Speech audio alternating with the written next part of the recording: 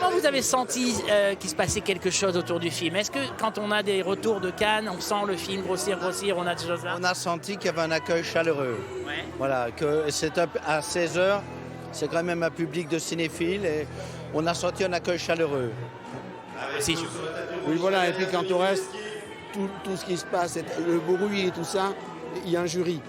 Et le jury, personne ne sait ce qu'il pense, personne rien, et tout ça s'agite autour, donc il faut essayer de s'abstraire.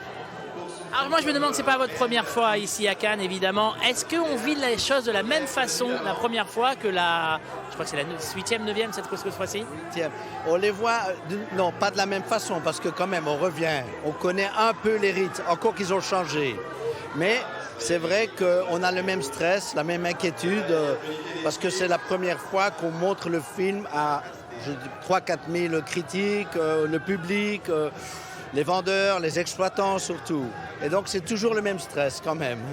Je ne sais pas si c'est à cause du sujet lui-même ou de la façon dont vous avez fait le film, mais il y a une certaine urgence dans votre film, dans celui-là, qu'il n'y avait pas avant. On était plus dans la réflexion, on était dans autre chose. Est-ce que c'est moi ou est-ce que vous l'avez senti comme ça? Non, vous avez raison, parce qu'on